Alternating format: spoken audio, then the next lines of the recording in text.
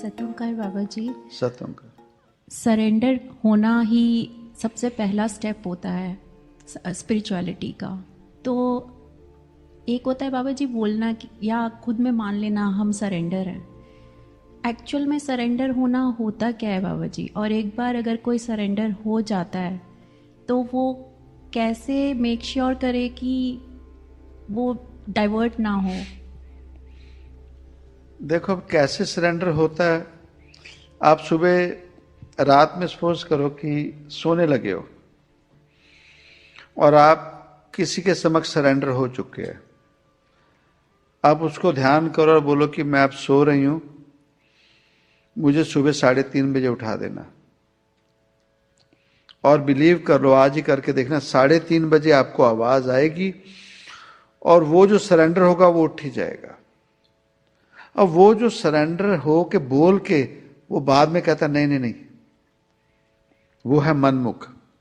वो हम surrender commitment दे के बैक हो जाते हैं। वो जो सत्संग में सुना कि ऐसे हालातों में ये कर्म करो,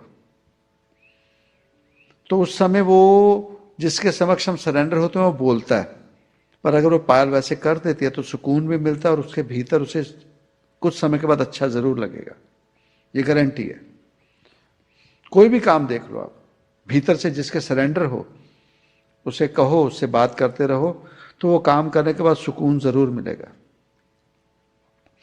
और वो सुनने के बाद जब हम वो काम अपनी मर्जी से करते हैं, जो आवाज आई होती है उसे इग्नोर कर देते हैं, तो एक समय के बाद वो जो मन है, कारण ये आवाजें, कोई कहते हैं ना कि आवाज आती है, मन की आवाज जैसे आती है उस रब की भी आवाज वैसे ही आती है, उस गुरु की आवाज भी वैसे ही होती है।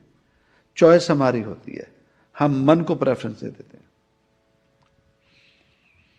तो वो जो मन को दे के बाद में पछतावा भी होता है, जब अगली बारी सत्संग पे आओ तो गिल्ट फील होता है, दैट मीन्स हम सरेंडर के नाम पे धोखा दे दिया, हमारी प्रीत अभी कच्ची है। जब कह दिया बुद्ध ने, जब लगा दिया समय ना, 6-7 साल जीवन के लग गए, अब वो बैठ ही गए, कहते लो ये लो मैं गया। तो भगवान कहते यही तो चाहिए था, मर जाए तुझे समझ नहीं आया, अब आजा मैं करता हूं।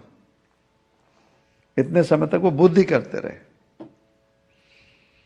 हमें क्या करना पड़ता, जब हमारी बहुत हालत हो जाती कोई चीज में, बहुत परेशानी, हम आराम से अपने रूम में जाते हैं, ध्यान में चले जाते हैं, हमें कुछ नहीं पता क्या हो रहा है, तू जान तेरा काम जाने, हमें नहीं कुछ, अपने आप करवाई जा रहा है। तो ये है, मेहर करेंगे। सतोंकार, थैंक यू बाबा जी। सतोंकार।